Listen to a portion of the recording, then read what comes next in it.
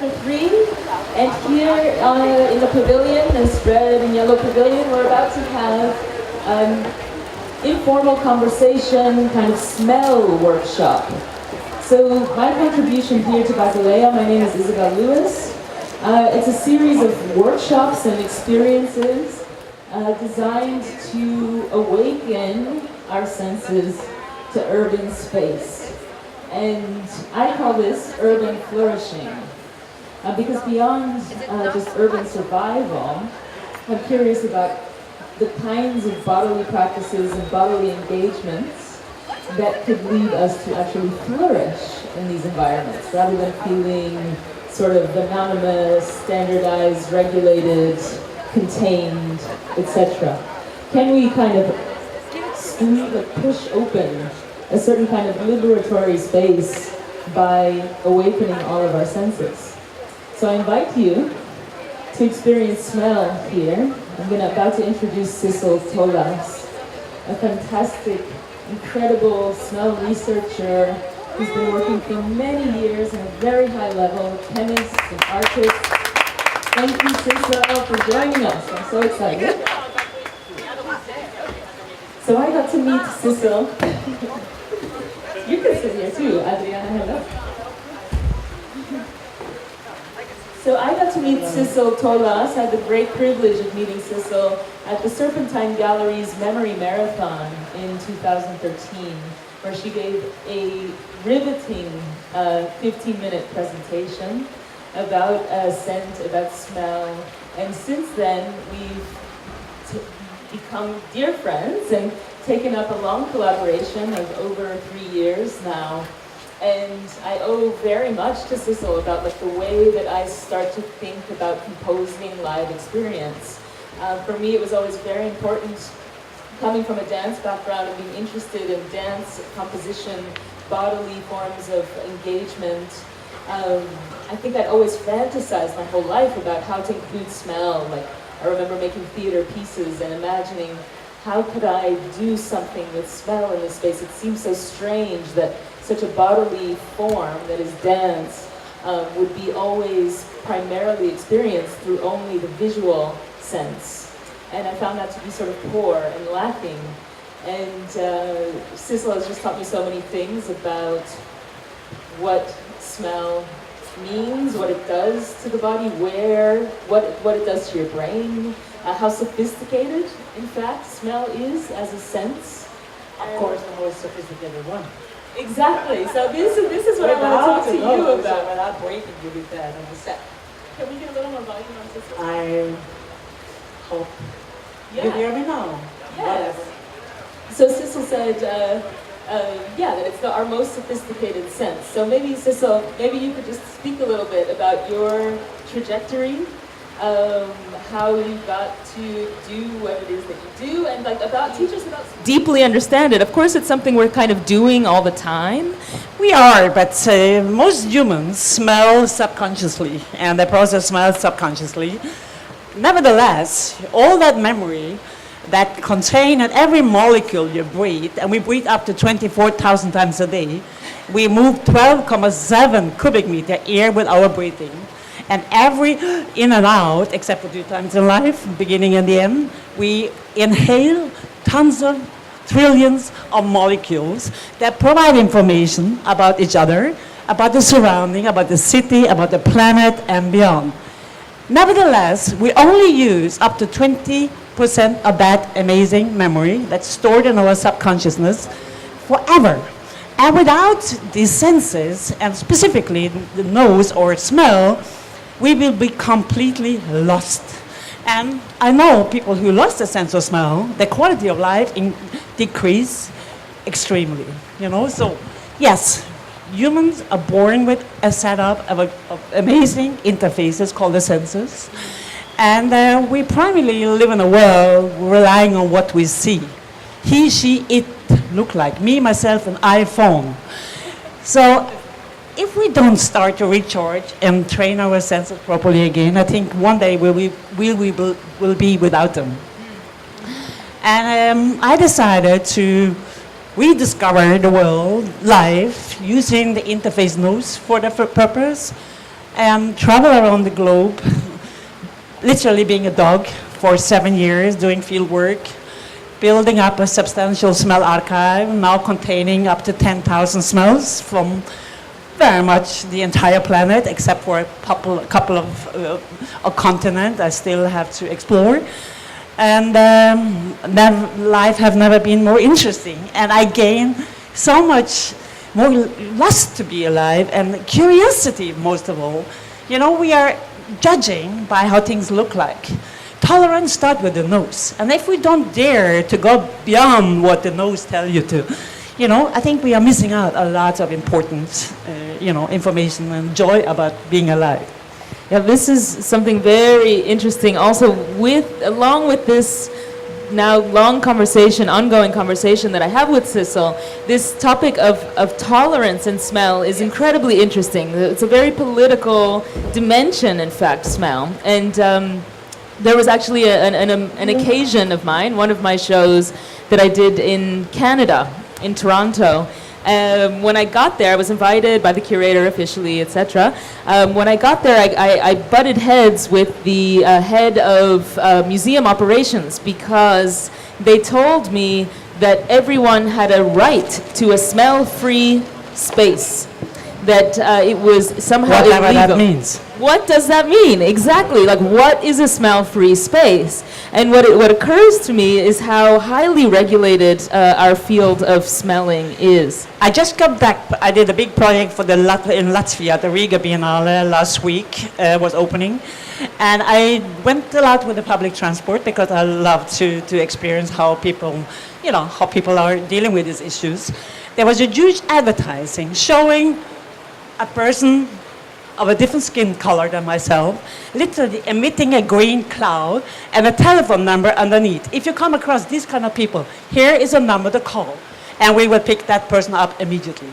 I recorded this, I sent it to European Union. Let's see what happened. You know, it's unbelievable. So it's happening everywhere. And how can you measure what's a bad smell or not a bad smell? And how do you at all speak about bad or good smells? We're living in an outdated rhetoric here, you know? And we're living in a global thinking world. Smelling good or bad in India means different than my home country, Norway. So I think it's about time to redefine all these, judgmental definitions, and move beyond. And yeah, tolerance is a big issue here, Yeah, absolutely. Yeah, it strikes me. I mean, Max Weber, the sociologist, talks about habitus in the body. This like a learned set of. For me, it's like the number one. It's the basic choreography, the choreography that we inherit through our culture, through our upbringings. And it strikes me that smell is absolutely one of those zones. It's culturally specific. There's nothing universal about the idea of smell, and neither the judgments about what is good or bad in terms of smell. But humans and cockroaches and rats are the biggest generalists on planet Earth. And the nose is there for two purposes: to find food and to find a partner. We should start to think about that again. We live in a world that's sanitized, sterilized, deodorized to such an extent, it's not anymore healthy for the body, for the city, nor for the planet. So, and it's not about being dirty or clean. It's just layers and layers of information that we are missing out by putting more layers, and we don't even know what the layers are. So I think one day, without putting a deodorant, washing the floor with a Granny Smith smell, it's maybe healthy to understand that, wow, the floor provides information, I don't see it, but nevertheless, that's why I feel good here, or that's why I understand living here makes sense. Yeah, I also want to ask you about, you work a lot with ecological issues and ideas of pollution in the city, environmental discourses. How do you think smell can help us to some smells, to begin smelling as we speak, to become aware already of your sense of smell? So yeah, how can a smell and sense of smell and having more knowledge about smell sort of help us approach some of the ecological issues we're faced with? We are looking at films about melting ice. We are looking at icebergs walking in the street of Oslo, more or less, yeah. And we hope we understand it. Maybe we understand it intellectually, but I think to be able to do something about it, we need to understand it emotionally. And what the skill of the senses are is actually that.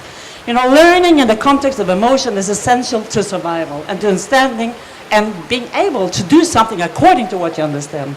It's not without a reason that in childhood is when we learn most. And that's also what remains with us till we die. Later, when the rational part of the brain starts to be activated, we learn information go in and out, but learning in the context of play and emotion is amazing. And the senses accomplish that very efficiently. And most of all, we are equipped with these amazing interfaces or software sensors, and it doesn't cost any money. Everything else costs money. We have a body, we have amazing tools to understand, to live, navigate, and move on in the world.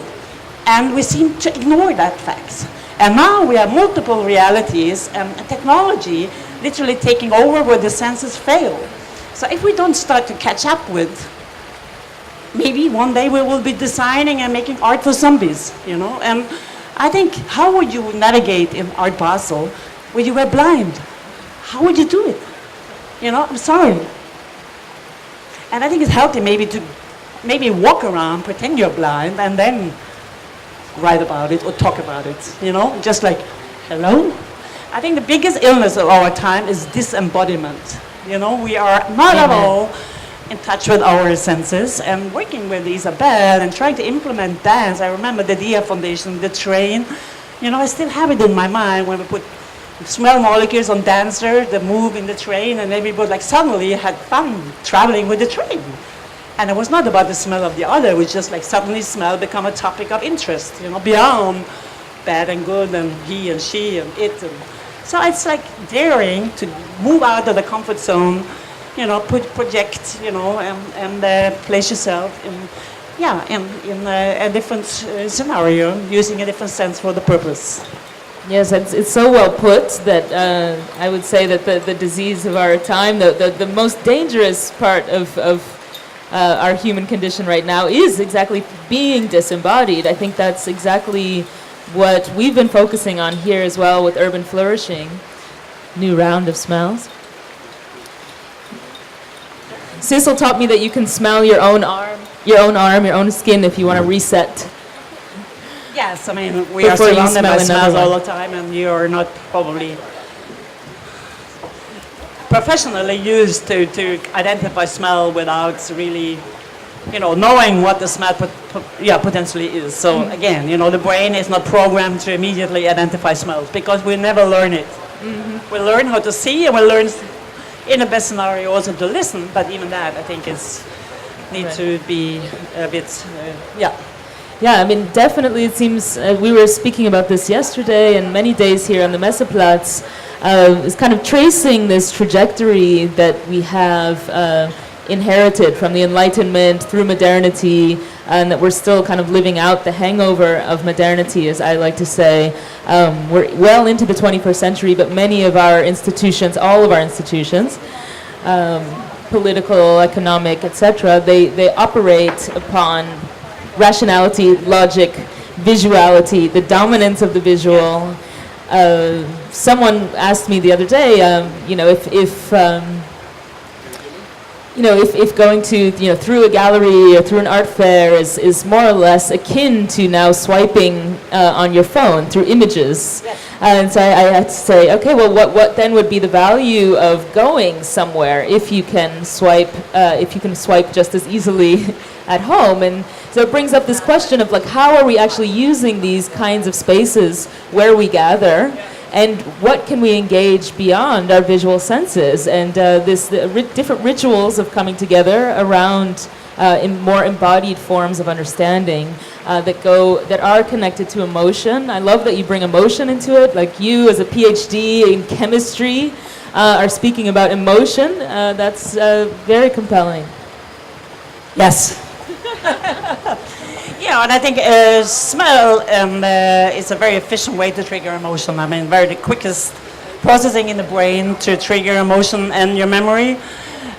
Vision go to the rendering part of the brain, and then maybe end up in subconsciousness to trigger, your memory. But smell is very efficient, and we tend to kind of relate to smell in a very emotional way because the first time in life when you smell something, the mood of that moment, literally, if it was positive or negative, is the content code to that smell till you die. So let's say, very simple example, the smell of apple, for me is amazing, positive, and get very, enlightened by it because I played around in a happy childhood in an apple garden. For you, maybe, somebody got killed with apples falling in the head. So your relation to the smell of apple is very traumatic. And if that's the start of how we perceive, let's say, in this case, the smell of apple, yeah, that's fine. But there's nowhere where we can relearn how to understand the necessity of accepting that kind of smell. So it's very important to implement all the senses in all aspects of education early in life to educate your child to use all senses properly, full time, all the time. And it's not about over-sensoric relation. You will automatically turn on and off. But if you only snapshot and rely on what you see, you're missing out. And I think most of all, we are really suffering because we train our muscles. We do all kind of fitness to keep our muscles alert, but we need to do the same with the senses, if we don't train our senses properly. But to be able to do that, we need contexts where our senses have to be challenged to understand. Like I did a project in Basel a couple of years ago with Jan Tangley Museum, where it was about Tangley and the sense of smell. It was the most smelly museum I've ever been in my life. It was unforgettable experience for the participant and I think also the visitors. What do you say, my dear curator from the Tangley Museum? Wasn't it unbelievable? Yes. And one of the smells here are from that exhibition. So, body sweat, fear, the fear. Number 9, guy number 9. It's a body sweat. Also, you've been using a lot of these body smells. We have a unique body smell, as unique as our fingerprints. I don't remember because I don't have numbers. Yeah, but they're all either body or city or in relation to some of the recent projects, yes. Maybe I'll open up for questions in a bit, perhaps. I find it very interesting in the work that we've done together. We've now have quite a bank of different smells that we've worked on together. But the first 3 were based on, was for my first series of occasions. 2 of them were more ideas, like they were actually compositions related to questions that Sissel and I pondered for a long time. So one of the smells was like, as you ask, what is the smell? What is that smell? Like in our case, we asked ourselves, if intellectuality had a smell, what might that be? So it was a totally speculative, imaginative process to compose this smell together. And we talked over the course of a year where I would go to Sissel's lab in Berlin, which is fascinating, floor to ceiling with vials of smells. It's a really fascinating place. And she would tell me, come ready to smell, Isabel. So I would come rested, I would have eaten well an hour before, hydrated, like alert. And we would test things out, different combinations, and speak. And Sissel would just have me speak out loud immediately because we have so little language, right, with which to describe smell. So the process of collaborating had to be just me throwing out whatever words and trying to move beyond this smells good, this smells bad, this smells like this or that. Really going for textures, sounds, colors, anything that I could use. And phonetics, phonetics. What your movements. Exactly. Anything that I could use to try to relate my feelings about the smell. So smell can be much more than the smell of blank, the smell of, or this smells like. And the second smell, for example, was if bodily culture had a smell, what would it be? And then we composed something that was kind of based on a night out that I'd had in Berghain. Exactly. So I went to if any of you know the famous nightclub Berghain in Berlin, one night before I was meant to meet Sissel on the Monday morning, on a Sunday night, I went to Berghain, no alcohol, no drugs in me, just water. Just with my sense of smell really turned on, just really focused in on smell. And this is literally the most psychedelic experience I've ever had in Berghain. Because I can navigate the whole place. Now it's in my memory so completely, like walking in and being hit with first of all, the smell of the first floor bathroom and marijuana smoke. So the piss of like 30 years and alcohol and marijuana smoke from this side hit me, and then moving up the stairs and the smell of like the fog machine, the smell of like sweaty bodies, intensity, all kinds of like just human intensity of all sorts. The dried alcohol on the floor, and we really got that specific. Sissel was like, dark alcohol, light alcohol, vomit, tobacco smoke, so we really composed these smells, again, based on these speculative ideas. Yes, and also different layers, the reveal, different timing, how you move the body, how you move your nose, how is the air movement. So all this, is very important to, also determining how and which context you smell something, And one of the most fascinating things that I learned with Sissel is that smell has a dramaturgy, that smell is not a stable notion. Smell is actually an experience over time. And so when you also compose a smell, you can also play with that time. What hits you first? Which layer hits you first? Which layer recedes back? So maybe you could describe, Sissel, technically, like what is a smell? Yeah, so a smell is a very complex thing. It consists of thousands of molecules. And yes, what you smell is maybe 2 core or 3 core or 100 core molecule. And as the smell settles, you maybe smell the bottom molecules of the smell, and then it goes back and forth to the higher level. So it's like a little bit like music, if you want to compare it to perception, and the way we compose is also similar. You build up a structure, like a skeleton or a building architecture, and you fill it in with content that literally highlight the structure. Yeah, so the structure is the main carrier of the smell. Literally, that's what is continuous of a kind, And then you have the molecules that give different kind of indication. Like I did a project for the German Army History Museum in Dresden, which was a World War I smell. So at one point you smell the battlefields, dead bodies, and one point you smell mustard gas, and then one point you smell earth. Yeah, so depending on your own mood and the condition of your nose that day, you can experience the smell very, very differently. And I think that's amazing. It's just like depending on your own, psychological state of mind, and also the temperature in the space and the context where you're smelling it. It's endless.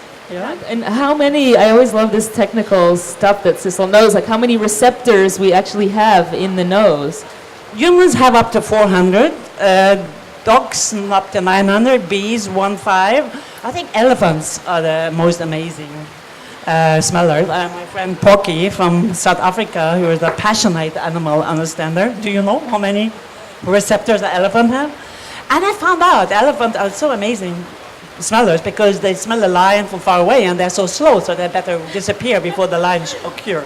I think maybe that's the trick, But also, we can learn a lot from animals. And yes, I'm very curious about the senses and animals. And yes.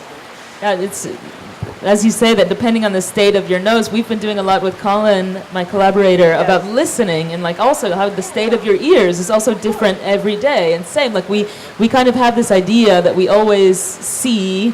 And that seeing is somehow a stable depiction of some kind of objective truth, which is some bizarre, not bizarre perhaps, a very effective, let's say, technology of thought for how we've constructed Western culture and ideas in it. But it's a tool, it's a kind of fiction that's the case, right? And I feel like the deeper we go into opening and tuning the other senses, the more capable we are of understanding like the complexities of the world we're living in, and potentially being able to respond, become capable of responding more effectively. Yes, and I think also concerning technology and the like, I'm nothing against any of it. It's just, I think the nose is maybe the only human interface that cannot be digitalized, and I think that's already a skill, I've been done multiple attempts, but you need trillions of molecules to bring something across that makes sense. So you can flirt with you open your computer, you smell a coffee of the guy, sitting across the planet drinking coffee. So what? It's not accomplishing, the amazing world of smell. So I think something has to be just left how it is, and I think it's a skill of the nose to not want to be copied. There are a lot of artificial noses that can identify molecules that human noses cannot, and therefore for various purposes. But the human nose is a super smart device, and it's very hard to copy, And I think we should take care of it. I think we should make an effort to train it properly and start to rediscover the world using different, tools we have for free. And it's just amazing. Look at children. You're born with alert senses, and you explore and learn through the senses, And as soon as you start school, it stops. And we have to change. And I think in context like this is also something one should consider doing different. Yeah. Sissel, I know you do a lot of workshops with kids, which I think is amazing, because I feel like that's such a actually fantastic political site in a way for forming the foundations of the kind of society we want to build for the future. And I know you have a very strict rule that the children have to come alone. The parents actually cannot be in the space.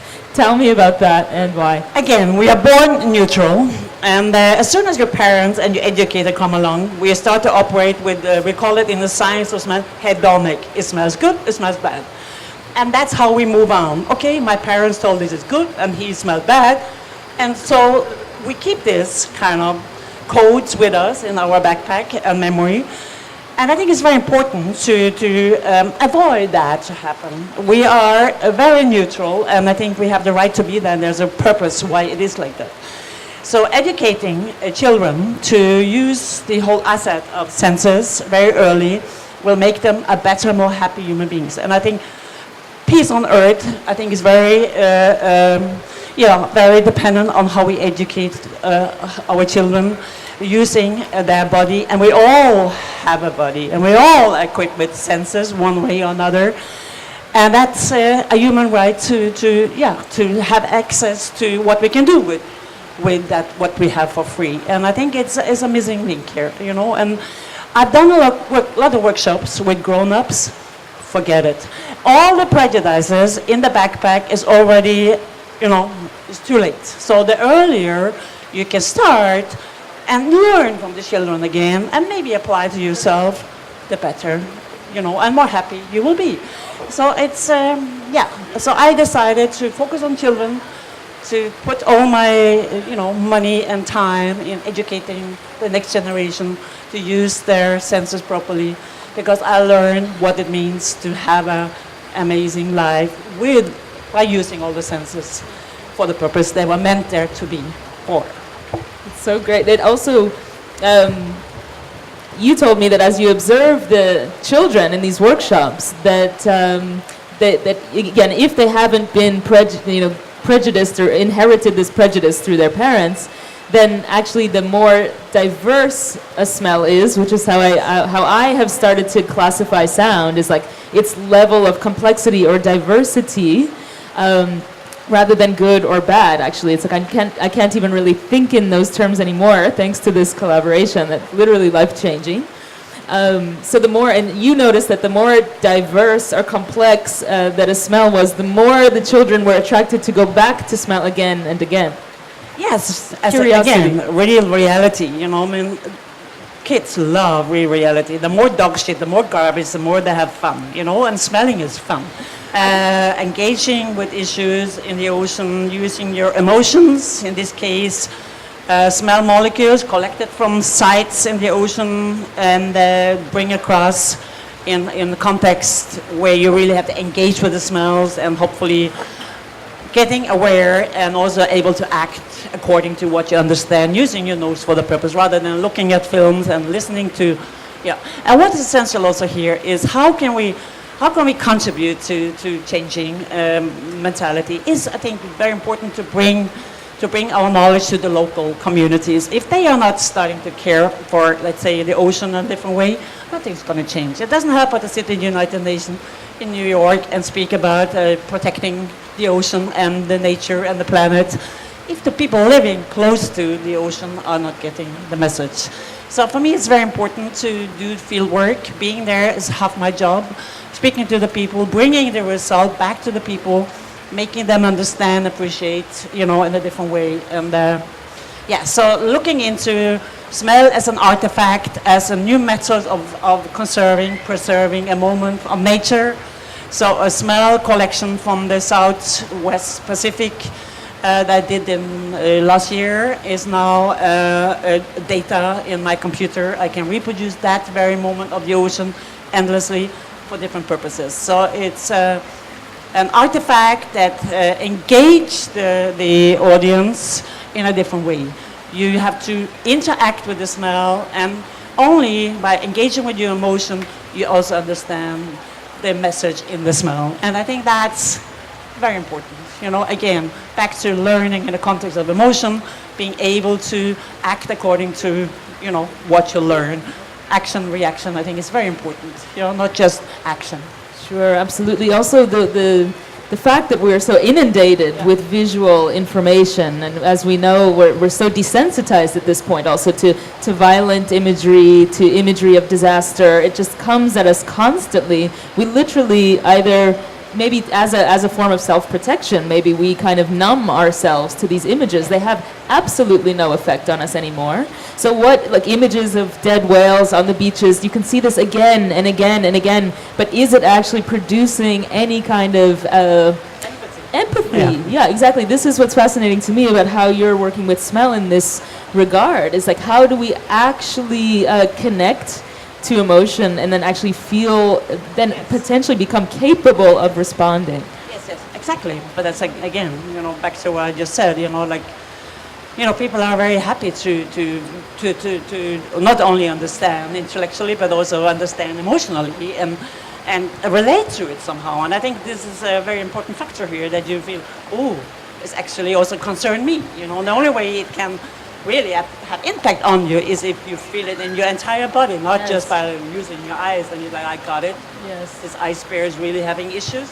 But if you also maybe smell the iceberg, have no food to eat in Greenland or in Spitsbergen, and you know, like you get like, oh wow, is that an issue? Mm-hmm. I have a project coming up in Greenland where we are dealing with Inuits that suddenly have whole new type of fishes arriving in the shores of Greenland, and they were like, oh, how do we deal with this kind of species? How can we understand, you know? And nobody care about those kind of issues, you know? We are concerned about the ice melting and showing big films about, yes, but those ones are living on those shores and dealing with those issues, you know? I think it's learning from them how to bring across, you know, their experience, I think is very, very essential here. And it's all again about the body and how do you experience the changes in nature, you know? And having a sort of feeling somehow implicated by the effect that the emotional response that you might have to these like recording, you know, sitting or looking at the ocean, bring that across, you know, through activating other senses for that specific moment. Such amazing work, Sissel. Thank you so much. I want to open it up for some questions while we have time. Any questions for Sissel or for me? Yes. Hello. I am convinced that people are attracted or reject other people because of smells. But can you prove that? Is this a way to prove? Because no, it's not at all. Again, back to we are born neutral. There's no genes that tell things are bad and good. So we are, if you live in the middle of garbage in outskirts of New Delhi, you play with garbage, you eat your food in garbage, you go to bed in the middle of garbage, you can still smile. You know, we adapt to smells incredibly. It's a surviving mechanism that we are born to have. You know, the body is amazing, amazing system. Yeah. So all this advertising around, if you don't come across looking and smelling this and this way, influence how we perceive each other, very much so, And as long as there's no parallel education, like, hello, maybe, that's wrong, like marketing to go where science left. And it has not changed much. I've been very comfortable to bring across a deodorized, sanitized, this sterilized society as the ultimate happiness. I'm sorry. Preservation of pollution is also an important sign of our time.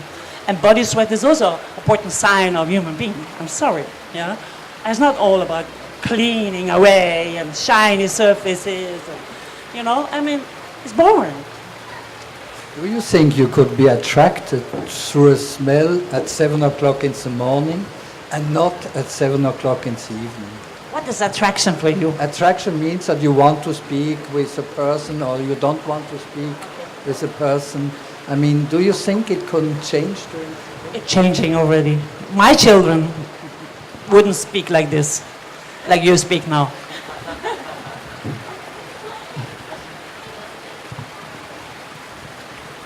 Hello, I have a question for you. If we don't have the option of becoming children and taking your class and learning how to smell and discover this sense, what would you suggest an adult do to train the sense of smell? You can start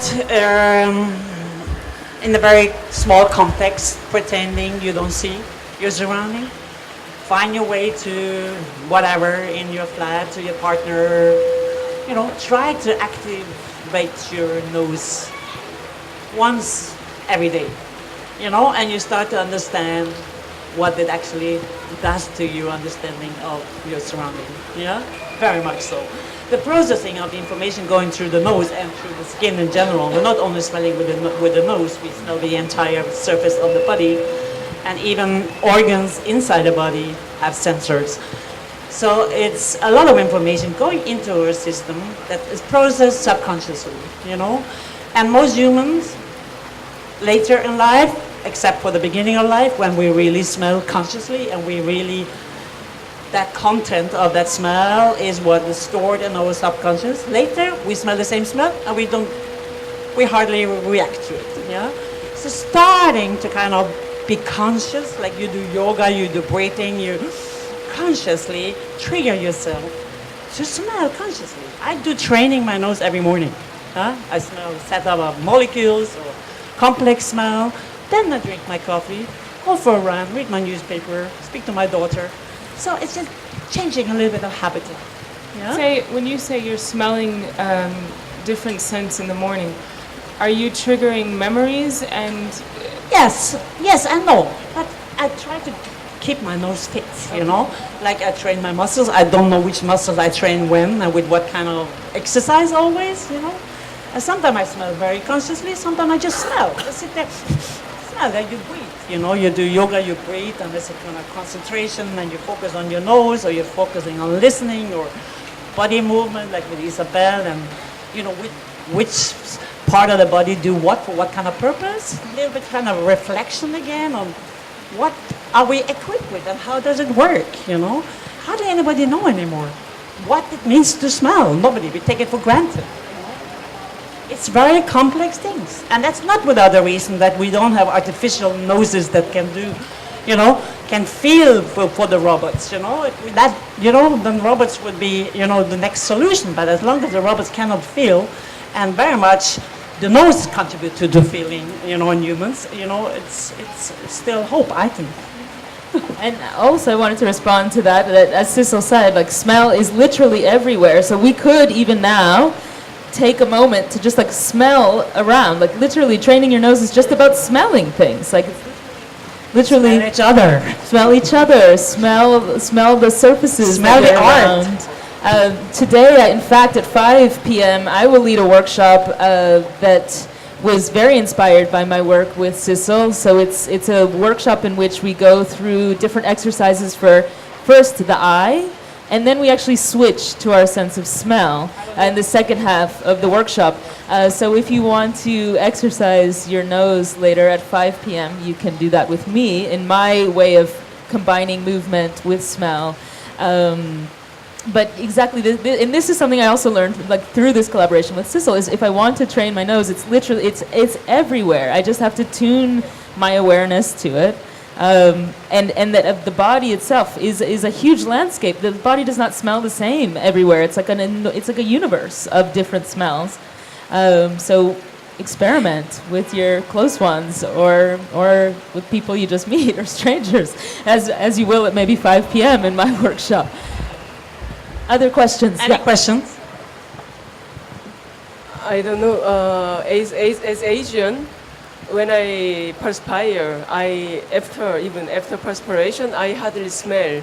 My husband always says, "You are lucky girl. You never smell bad, although you sweat so much."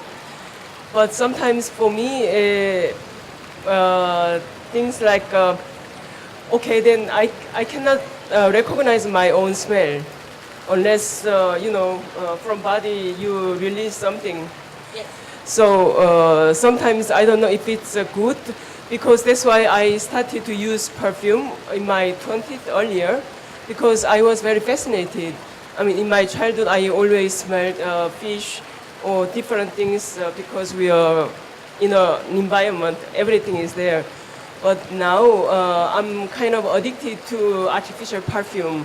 But mostly I like natural flowery floral smells. But what is that if you don't have your own, or if you cannot recognize your own smell? Is it, does it mean your olfactory is weak?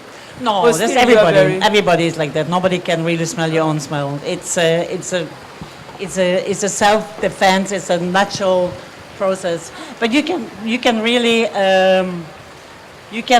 get to smell yourself if you collect and store your own smell for a while. You will smell yourself. Yes, yes, yes, yes, yes, yes, yes, yes. It's part of your ID. You know, everybody have a smell ID as unique as your fingerprint. Yeah, You also, cannot see the fingerprint either, unless you really put it on paper or, you know. another misconception I think often about smell also is this, it's interesting for me to note between when I use the smells that we've created, let me back up, people always ask, is it an essential oil? Is it natural? Is it chemical? And this distinction really kind of falls apart because all smell is molecules, right? So it's all chemistry. Maybe you could speak about that, since I think oftentimes people maybe are afraid of artificial smell versus natural smells, and I think maybe we could use some clarification on that. Yes, I mean, chemistry, you know, that's, we're surrounded by molecules, and a lot of them are chemical compounds in the air. And the way that I work is I work with organic chemistry, with chemical compound that enable me to reproduce what I find out there. And those molecules are synthetic, yes, but they are taken from nature. They are literally a replica of nature to be able to imitate nature for the purpose of understanding nature in most scenarios. Even a synthetic rose, you know, the smell of a synthetic rose maybe make you understand the rose better than the original rose, and you save some roses by not killing all the roses. You make a synthetic version of it, and you know how you use it is another story. But all that knowledge out there has primarily been drowning in bad-looking bottles and bad marketing. So I got access to this amazing knowledge some years ago, and I said, wow, these components are literally taken from earth, from water, from bodies, etc. I mean, it's interesting to look into individual chemical compound and see what are their origin and how can they be used in a different way. You know, beyond being slurry, they're called synthetic, you know, whatever, you know. Maybe, you know, as part of protecting our planet is not to kill our planet, you know, so maybe we need this kind of replica to understand the impact that's happening. Yeah. So this, So I think it's not so bad. Yeah. Other questions? It's okay. Yes, I read some about your projects with learning and smell. And I myself recognize that smells very easily trigger memories. Does it have to do something with that? My workshop with smells. No, I read something about learning, that you involve smell to make learning easier. Yes. Oh, yes. A long time, smell and memory is very, very connected. Yeah, very, very. 100% of smell memory remain after 1 year. Vision memory remain 3 months. And this efficient way of memorizing is historical. Long before any kind of rendering system, computer, and the like, scientists were learning in the context of a smell and to recall, let's say, a formula. You went back to that smelly corner, and it's incredible how much you remember. For example, whenever you smell something, everybody have a different reference to it. Yeah, everybody have an individual experience with the smell, and individual narrative in connection to the smell. But there are some smells that can be also made general, and I call it smell coding. And the reference there is gas. Gas don't smell. In 1828, there was a big accident in Texas, gas explosion, and since then, gas got a smell code. And this kind of code we have to learn. We'll learn that this smell means your gas is leaking. And the same principle you can apply to different other contexts. So I've done a lot of research, a lot of experiments around learning in the context of an abstract smell molecule, back to all those synthetic molecules I have in my lab, 6,000, putting a smell to, let's say, mathematics, biology, or sciences, or language learning. The kids learn in the context of an abstract smell. Whenever they want to recall what they learned, they pick up the smell again, and you will be astonished how much they remember. And this is a small, simple way of helping kids to render information. It's amazing. Amazing, and playful also. Yeah. I've done a lot of things with abstract molecules. Even the project I did for the Army History Museum for the German government, it's an abstract smell. Because normally I would collect smell molecules from smell sources, reproduce, replicate as much as I can with the chemical compound I have to my disposal. Having said that, there are much more out there than we have in chemistry to do the replica. But in the case of the World War I composed a disgusting smell, literally bringing across the scenario of the battlefields in World War I. So it's an abstract smell with indication of some references that you are able to recognize, like a dead horse, dead body, etc. Yeah, but the abstract then composed can give, very interesting scenario. It's amazing. That's like smell coding, and then there's the other aspect is the replication of a reel, for the purpose of understanding the reel, and then you apply a code instead of just perfuming space. You have an isolated moment where you learn in the context of a smell, and you'll be astonished what you can do with these kind of things. And children, again, are alert, and if you use their senses properly, they can really understand how they can use it further on in life. Yeah. Anyway, I think one last question. I would love to know, how do you distill these liquids? I don't really understand how that So happens. I have in my lab up to 6,000 chemical compounds, some natural, already more complex smells, and mostly chemical individual molecules. I have several devices that enable me to collect volatile emitting from smell sources. And it collects in a glass tube containing mostly a substance that has the capacity of binding the molecules I'm collecting. That's little 10x get analyzed. I get data back, literally showing me what I've been collecting, like visualizing all these invisible particles. And with that kind of data, and also indication what they are, with that kind of data, I go to my lab and start to reproduce. And in your library, do you have gemstone smells, something like that? Yes. I would be really interested in getting a hold of them. That's a theme that I'm interested in at the moment very much. I'm in Berlin. Maybe I can contact you on that one. Thank you. With that, I just want to thank you so much, Sissel, for being a part of my life, changing my life, literally teaching me how to smell and how to become more deeply embodied. And I'm so excited to know you and have you here. And let's just give a round. Continue the journey Continue. together. Thank you. And for everyone, next session from 4 to 5 will be led by Sandro from Parkour 1. We're doing an introduction to the principles of parkour. Parkour is a way of moving through urban space that I found very interesting, compelling, and what we've been practicing here on the Messeplatz actually since weeks. And since smell is our focus today, I want to remind you about your nose and your sense of smell. And as we move and do our exercises with Sandro, let's keep our noses awake to our urban environment. And I think we'll have a very interesting session indeed. So thanks again, Sissel. And soon we'll just meet here if you're interested in learning a little something about parkour, just down on the lower level.